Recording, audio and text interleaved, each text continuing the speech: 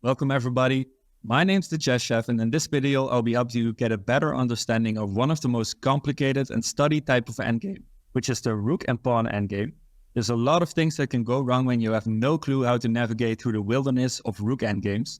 This video will help you get an edge over your opponent by discussing 5 principles. Once you understand them, will help you beat your opponents easily when it comes down to these endgames. And every principle will come in an example that shows how important it is to know the specific principle, so it will give you a good picture of what to expect in your own games.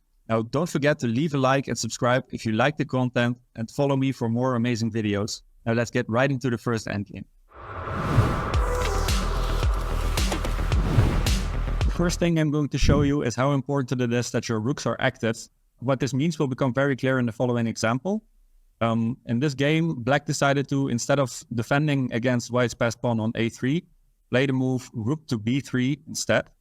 And after White played a4, the Black player decided to play rook b4 and try to take one of the pawns. Now, he tried to go for the pawn on d4, creating a passed pawn of his own. But this turned out to be a big mistake, because after White plays rook to a2, defending his passed pawn, he decided to take the pawn on d4. And now, as you can see, the only way for Black to defend from the pawn promoting on a8 is after a5 to play the move rook to b4, and after a6, rook to b8, a7 to play the move rook to a8. And as you can see, Black decided to take a material advantage because he is just a pawn up, but this leads to a very annoying disadvantage, which is that the rook is completely removed from the game. White exchanges pawn on d4 for rook activity, and this is really advantageous for the white pieces. This rook has the entire file to move around, and the black rook is just stuck on a8 and has nothing to do.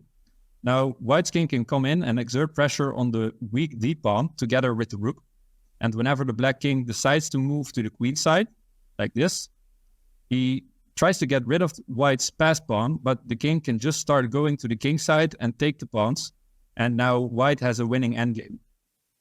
What I want you to take away from this is that it can be way more important to have active pieces, even though you may go down in material. Black really underestimated the power of the white rook compared to his own, and this got him to blunder away the game. So don't be afraid to lose a pawn if it leads to your opponent having to defend the passed pawn on the edge of the board. Now, let's go right on to the second principle. The next principle I'm going to teach you is the rule of 5, and this rule is extremely important in rook and pawn endgames, where one player has a protected passed pawn and the other a rook and a king to defend it. Now, this may seem winning in a lot of situations, but with correct play, it is actually a draw in a few situations. Now, whenever the pawn is on one of the 4 central files of the chessboard and is protected by the king, there is a golden rule called the rule of 5. When you add up the rank on which the pawn is standing and the amount of files the king is cut off from, this should always be higher than 5 to win a position. It's crazy how we've been able to come up with this rule, but it is valid for every number above 5. And to show you how to win a position like this, we are going to go through it together. In the following position, we can see that the pawn is on the 4th rank, and also the king is cut off 2 files from the pawn. Now, 4 plus 2 equals 6. So now we know that the white pieces are in fact winning this position. But how do we convert this position? And what we want to do is always keep the before mentioned number above 5, because if we get it below 5 or 5 exactly, we will be in a drawn position, and the position is no longer winning for us. So we have to keep that in mind. We start with moving our king up the board with king to c4. Now the black rook will start giving checks with, for example, rook to c8. And now we move up the board and play king to b5. When the rook moves back to d8, we can play king to c5 and protect our pawn. But now after rook to c8, king to b6 and rook to d8, we have to defend our pawn with rook to d1. Now if black tries to go towards the pawn with the move king to f6, for example, we can play king to c6, and if he were to move to e7 to get closer to the pawn, we can play rook to e1 check, and this cuts off the king with 1 file. Now, the pawn can be pushed to d5, and now you can see when the pawn is on the 5th rank and the king has cut off 1 file, 5 plus 1 is still above 5, so we are still winning in this position. Now, if instead they play the move rook to c8 again, we can just move to d7. And if the opponent plays rook to c4 to attack our pawn from the other side, we can play rook to f1, cutting off the king. Now, after king to g6, for example, we can play d5, and after rook to d4, d6, and rook to d2, for example, we can play the move king to e7. Now, if he starts giving checks, we can play king to d8, and after rook to d2, we play d7, and we've reached another critical position, which is called the Lucena position. And how to win this, I will explain in the next principle.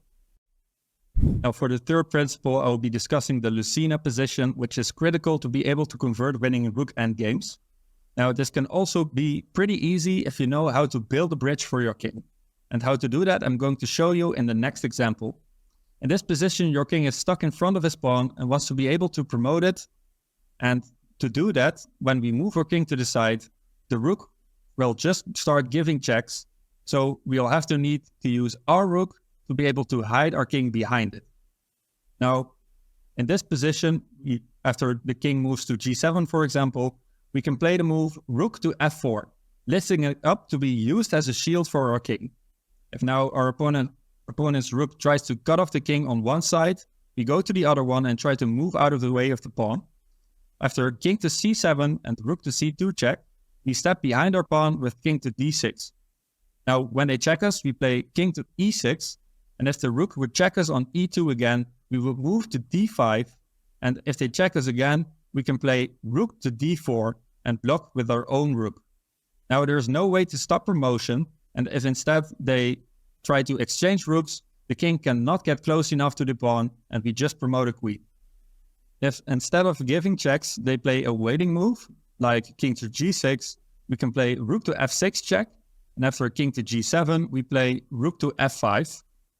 Now, when the opponent starts checking us, we have the move king to d6, and after rook to d2, we can play rook to d5. Now, when he exchanges rooks again, the black king is not going to be in time to reach the pawn, and we promote a queen and win the game. The Lucena position is the way to win a one rook and pawn endgame like this, but it is also important to know how to draw a position where the rule of 5 isn't met. And the fourth principle, we will be talking about drawing these kinds of games. The position I'm going to show you now is one that has been very important to understand for a very long time.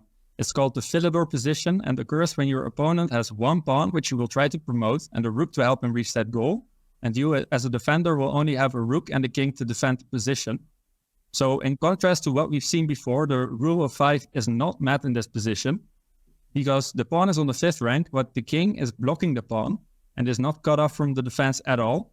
So really, cutting off the king from the defense is something that's very vital in these kinds of positions. This actually means that this endgame is a draw. And to reach a draw, we will have to play accurately. And an important thing to notice is that we want to move our king to the 7th rank immediately. What you want to keep in mind is that if we start to give checks from behind, the enemy king can creep into d6 and then threaten to checkmate us on the back rank. So before starting to give checks on the back rank, we want to safely escort our king to the 7th file, where it can move between d7 and d6. And when the white rook starts giving checks, we just move up and down between d7 and d6, and we're not bothered by the fact that we get checked by the rook. And now, when the king tries to step forward with, for example, king c5, we check him with a rook from behind until he moves away from the pawn. And whenever he moves away far enough from the pawn, we can safely threaten to take the pawn again. And defending in this matter will make it so that the white player has no way forward and will be checked for an eternity. Now, something that's good to know is that you can't allow the pawn to reach the 6th rank without being able to get the white king away from the pawn. So the rule of 5 tells us that you only can defend a position where the pawn is still on the 5th rank. So really keep in mind that the pawn does not get pushed, and just keep giving checks so you can't push it. Knowing the Philidor position can really help you defend a lot of positions, so make sure to practice it for yourself against the computer to see if you have the proper technique to draw an endgame like this. Now let's go on to the 5th and final principle. For the 5th principle, we're going to take a look at a basic endgame which has been studied a lot. But there's a black rook on h1 which has been protecting the black pawn on h2 from in front of the pawn. And white wants to make a plan to defend this position by keeping the rook on the h file. because whenever the rook moves out of the way for the pawn to promote, you will see that we are able to take the pawn on h2. But there's actually a big threat in the position that black has right now, and if they would have the move at this point, this would give them a winning advantage. If black had the move, he would be able to play the move rook a1, and perhaps you can see the issue now. Whenever we capture the pawn on h2 with the rook, black has the annoying skewer rook a2 check, winning the rook and giving him a winning advantage. So white needs to do something about this threat, so there's actually no way for the king to get closer to the pawn. Intuitively, you might want to play the move king to d2 to get closer to the pawn, but actually this just doesn't work because the skewer tactic still works. And also going to the third rank with the king doesn't work either, because the black rook can just check the king, and after the king moves back to the second rank, they can promote a queen and after that defend the rook. So what white actually has to do in this position to hold the draw is do nothing with the king and move to the safe squares on the second rank, which are b2 and a2. When the king is on these squares, the tactic for black doesn't work anymore because it can't move to a1. Now, whenever the black king starts moving towards the pawn, trying to defend it so that he can move away his rook, we can simply start giving checks to the king so that he has nowhere to seek shelter. If the king would be able to step into a safe square behind the pawn, for example, if it was on h3, then he would be able to seek shelter on h2, move his rook out of the way and promote afterwards. But actually, this turns out to be a draw also. It's called the Vancouver position, and I will not discuss it in this video. But if you're curious, you can find dozens of videos on it on YouTube. Now, this will be the last of the basic Rook endgame principles I will be discussing today. I want to thank you all very much for watching this video. Please leave a comment if you have any suggestions on what you want to see in future videos. And leave a like and subscribe if you enjoyed the content.